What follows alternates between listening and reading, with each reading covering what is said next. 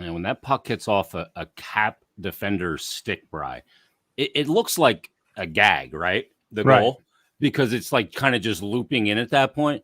But there's no way after Samsonov makes the commitment on the read off the blade that he can get his body lifted back up and make that save. The brain waves don't twitch quite that quickly. Yeah, it's by the time you realize what's happening and you wouldn't look to adjust, it's gone. It's by you. So that's just one of those things where a goaltender literally has no chance. Yeah, and the physics of it, you just can't get there, and it's one of those ones that'll haunt him. But you quickly get past it when it's a preseason game. That gave the Flyers the 3-2 lead, and they would head into the third with that lead. But goals from Tom Wilson at 2:27. Then right after that, they had the disallowed goal for a challenge for offsides, and then Anthony Mantha got the goal at 4:02 to put the Caps back up in the game. And then Nick Dowd got the empty netter. And your final score, the Caps beat the Flyers in this one, and they skate away with the win. So preseason's over. I don't know. I don't know what to take out of preseason. I always, in all sports, you want to accentuate the good and make that mean more than the bad, right? Right. But that's not fair. Yeah, I mean that's just the way you look at things. But I think what you take out of it is there were a lot of good things that happened in that preseason, and there were some signs that what we expected, that the Flyers are still going to need a little bit of time to gel as a team. You saw in the defensive pairings tonight just a couple of things where I think one time Travis Sanheim flat out ran into Rasmus Ristolainen. There was the goal that was disallowed was just a little bit of a miscommunication, I think, on the back check, because Farabee was back there, but they were both picking up the same guy, Farabee and Provorov, and they left the trailer wide open. He's the one that scored the goal that was disallowed. So just little things like that they've got to work out of their game. But I really like the place this team is in right now. It's very few teams ever won the Stanley Cup by peaking in October. So I think they've got plenty to work with and plenty of runway to get to where they need to be. Yeah, there's a couple guys throughout the preseason that I was impressed with, and a couple elements. I like the fact that they seem to be standing up for each other, and there's more accountability on the ice. I think that's obviously a good thing and something that was lacking. Oscar Lindblom's play, I thought, was really strong for the most part in the preseason, and he looked like the Oscar Lindblom pre-cancer diagnosis. Yes. Hart, we've mentioned, looked fantastic.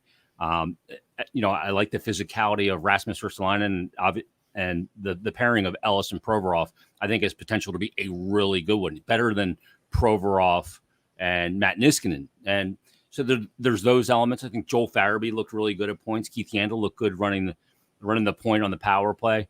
But there are some elements too that I'm concerned about. The PK is something I'm concerned about. Travis Konechny came in great shape and seems to be moving well and has flashed, his ability, but has failed to score. So that's a bit of a head scratcher for me. He's a guy that they're really relying on, and he needs to have a big year. I don't know what to take from his preseason to make me, believe that he's going to. I know he's a talented player, back-to-back 24-goal seasons. The second one was in a shortened season where he only played 69 games. So, but struggled in the bubble and then was really kind of up and down last year. So there are some areas that I'm in wait and see mode right now as well.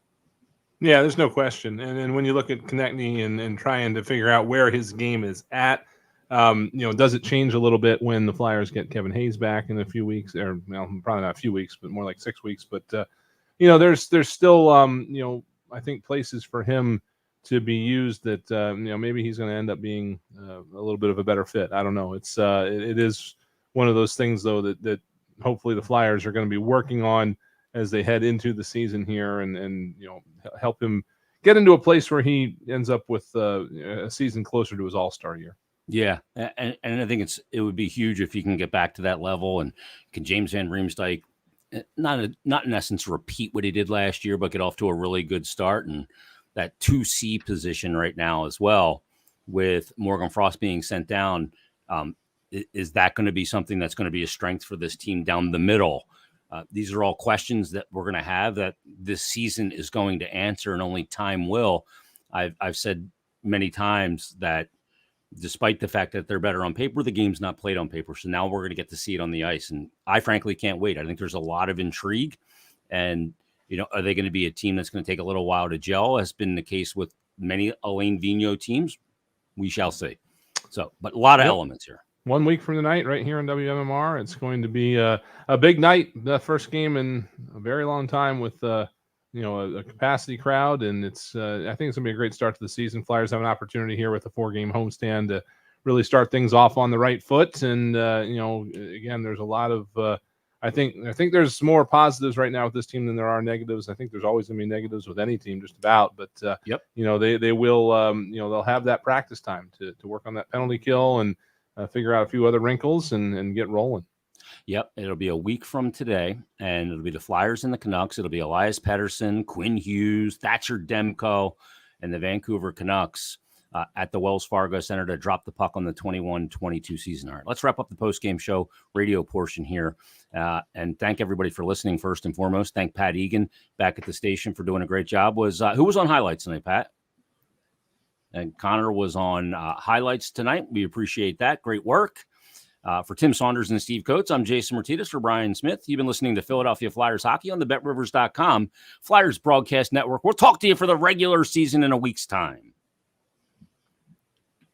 Thanks, Pat. I didn't hit live on the internet stream when I did my whole goalie explanation yet. I was a little behind the 8 ball on that.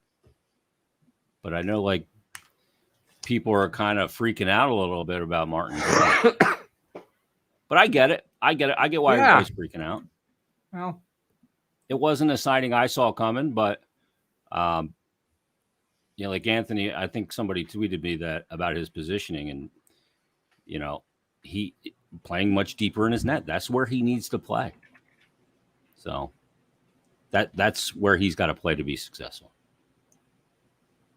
Yeah, I mean, you're the goalie expert in this room, Jason. That's for sure. But I look at it like I don't expect him to be able to come out and just flip a switch right on this. This is something that he wants to work on. This is something that's going to take time, and it's something really that you have to do in game situations. I'm not sure how much of this you can work on the mechanics in practice, but in terms of executing the mechanics, and then you stop the first shot, the mechanics to get back in and make sure you're not advancing too far out against the rebound or whatever. I don't know. Yeah, I mean, it takes a ton of repetition to get comfortable again in being at that depth, making that your base depth. And it takes time to, just like it takes time to get to a certain level, it also takes time to kind of wash the bad habits away. Right. And off season just doesn't do that, Yeah, exactly. And there's a trust that comes with it and everything as well. So it'll be interesting to see, how he performs. And I mean, it's such a big part of the season because you have to have a goaltender that can get you wins. And when you have all these I think they have the second most back-to-backs in the league, Bri. Yeah, and that doesn't surprise me. That usually happens with the Flyers for whatever reason. But I will say this: I like Martin Jones in this role a lot better than I would like him as the starter. I would not be comfortable with him as the number one, at least not until he shows the play on the ice. But I do think this is going to be a good role for him, where he gets to not have the huge workload that he's had in the past, and at the same time, push Carter hard a little bit. I think the 1-2 tandem of these guys is going to be what's most beneficial to this team, not necessarily Jones going out there and being lights out, 30 for 30 like Brad Lidge on the 08 Phillies or something like that. He's going to go out there and he's going to have tough nights when he plays. It's just the way the game is. But being able to at least give the Flyers a fighting chance most of the time, and not necessarily have to worry about overuse or anything like that, which I think was pretty much a little bit of the concern with Brian Elliott. I think that's that tandem, that 1-2 tandem, is going to be valuable to this team. Yeah, and like Don Vito, I'll put the tweet up here. He just tweeted in and said, do you guys trust Martin Jones as a reliable backup after what we saw? And again, for the most part, I thought that Martin played pretty well in the preseason, all things considered.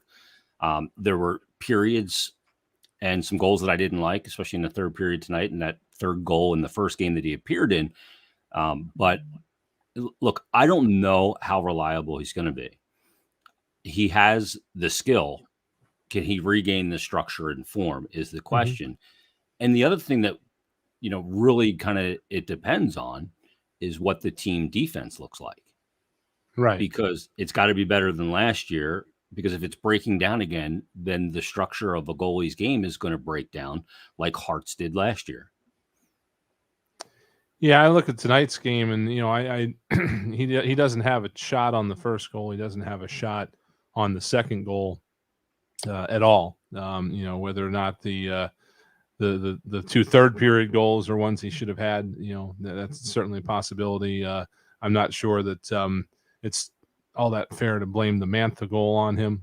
That was one of those one of those plays I hate in hockey where you're out in your offensive end, and then somebody blocks a shot and bang, you're going the other way 2-on-1. And you got to give credit to the offense, and Connor Sherry made an incredible pass to that's a 2-on-1. Yeah, I mean that's how you execute a 2-on-1. So I'm not horribly upset with anything with what I saw from Martin Jones tonight, and I'm willing to that first game to kind of wash it away, because again, your first time on the ice in a game situation in the preseason, you're never going to be at your best. So I'm still optimistic that you get him in a regular season situation, you get him in a rhythm, you get him the practice time that he's going to get, that he's going to be that reliable backup that the Flyers need.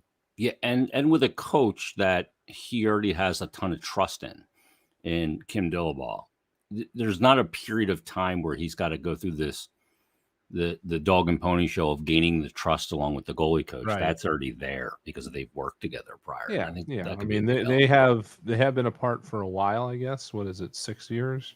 Yeah. But, the familiarity is there, and, Kim Dillabaugh, I don't think his methods have changed much over the years.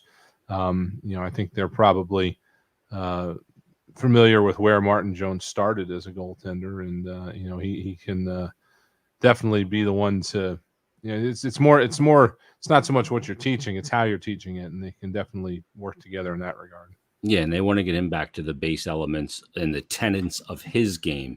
And the tenets of Martin Jones is far different than Carter Hart, as it was with Marc-Andre Fleury and Henrik Lundqvist. Totally different. Like Henrik Lundqvist, his butt would be on the goal line, right? Mm-hmm. Yeah. We've never seen a goalie that could play that deep and be that successful. And then you got Marc-Andre Fleury, who's all over the place, but this tremendous athleticism and explosive ability to move laterally, he gets away with it still to this day. It's no two goaltenders are the same, and you got to figure out what the tenets are of his goaltending and get him back to playing with those as his core foundational elements. And I mean, the first back-to-back for the Flyers, Bri, isn't until the road trip. They have the first two games of the road trip. They go to Edmonton on the 27th, and then they take on Vancouver the next night. So, I mean, they'll obviously get one of those games. I would imagine he'll get one of the games of the 4-game homestand as well. Vancouver, Seattle, Boston, and Florida. None of those are back-to-backs, but he could get one of the maybe. I don't know. Maybe he gets the Boston game. I don't know. Yeah, I definitely think you want to give him one of the one of the four. The Flyers again are in a situation where they are playing the equivalent of 15 games a month starting on opening night. I mean, obviously October is not a full month, but in terms of the number of games they have over the final 2 weeks, it is a constant schedule throughout the entire season, with the exception, of course, of February when they only have the 4 games. I guess you would consider Boston, but would you consider giving him Seattle? I don't know. I guess it depends on what Carter looks like against Vancouver. The Bruins and the Panthers are definitely taller orders than what the Kraken are supposed to be anyway. Yeah. So I don't know, maybe give him that game, but I would like to give him a game at Wells Fargo before the road trip, just to make, keep that debut from having to be on the road. But then he's going to come back. The other thing too is if you hold off and don't play him until the road trip, until the back-to-back, today is October 8th. Then you're talking about his next game action being 19 or 20 days away, depending on which one of those games you give him. So, a spot in that homestand to me seems fairly logical for him. Yeah, I think so as well. I mean, you don't want a goalie sitting that long without game action, right? And then ask him to go in there and be sharp and give you a chance. That's a tough ask. Yeah. This notion that Don brings up, even though Washington is older now, they played hard every shift. Did they look like they played hard every shift in that second period, Don, when they gave up 3 straight goals? There's this notion, the opposition never takes a come on, stop. See, I can't bet on hockey. I'm not allowed, but I don't know why. Is it obvious to people besides me that every hockey game, the momentum in the second period is opposite what it is in the first period? It seems like it. I mean, if the Flyers come out and blow the doors off of somebody in the first, it's almost a given that they're going to give up 2 goals in the second, and vice versa. And nobody dominates from whistle, dropping the puck to the final horn. I mean, to me, the intermissions are the great equalizers, if you will. So, whatever goes wrong on them in the second period, and they bounce back for the third. But I find it hard to expect any team to go all out for 60 minutes sometimes, especially in a situation like this. It's just something about the nature of the game. You have a great first period, you get in, you settle down, and that momentum is gone. So I say this all the time, Brett, the game is about capturing momentum, keeping it as long as you can, and when you lose it, getting it back as quickly as you can. Right. And there's so many ways to do that, right? Like scoring a goal can capture momentum. A big penalty kill can capture momentum. A big hit, a fight, those things can shift momentum. Block shots. Blocks. You ever see? That's one of the things we noticed when we were playing without fans and it was completely quiet in the Wells Fargo Centers. How much the players react to block shots. Oh, they the react bench, to them just as much as you do a hit. I mean, they really appreciate it. So, but I see where that statement's coming from, because you do have Washington's got those big, heavy guys. They got Tom Wilson. They've got the Garnet Hathaways and all those guys deep in their lineup that are quintessential Peter Laviolette players. They go in there and they just bounce off the walls, and that's the way that Peter Laviolette teams play. If you think back to the early 2010s, the teams that Lavi had after the Cup run, where he was the coach from the start of the season. I mean, we saw a lot of that back then too. Zach Rinaldo was one of the favorite players he ever had, so it was, it's not surprising to see it. And it is, and, to that end too, it's an older team. It's a more experienced team, and it's a team that has had a lot of success playing that way over the last couple of years, even before Laviolette, going all the way back to Barry Trotz and their cup year. So, it's a good thing to have. I want to see people rip their heart out of their chests. Remember that? Amadeo says, I'm still a little worried about Konechny just because there hasn't been much from preseason. Are you optimistic about him or worried? We talked about him right kind of in the beginning. And that's one of the guys that I'm conflicted about. I think he's looked good. He's moving really well. I think he hasn't been flying the zone. I think he's been handling himself defensively properly. But he needs to score.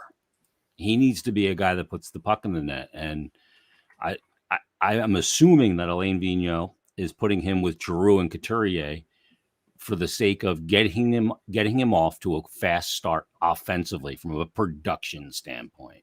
Mm-hmm. So that's going to be a huge element that we're going to have to keep an eye on as well. And I hope that he can, because he's one of those guys that'll stir it. And if he's playing well, all that yapping has impact. If you're not playing well, it doesn't have that much impact. Yeah, and I'm just looking up some of his numbers right now that I didn't have in front of me. But if you're going to be concerned about anything with Travis Konechny's preseason. You just look at coming into the game tonight, he had 3 games. He had 5 shots on goal in 3 games. He needs to be doing a little more than that to fit into that role. If you're only going to get 1-2 shots a game, that's going to be it's going to make it a little bit difficult to catch up that sort of thing. Looking at him tonight, 1 shot. I think tonight. He had 1653. He had 3 shot attempts, but they all missed. Yeah, and I don't have. He's got to get down around the net.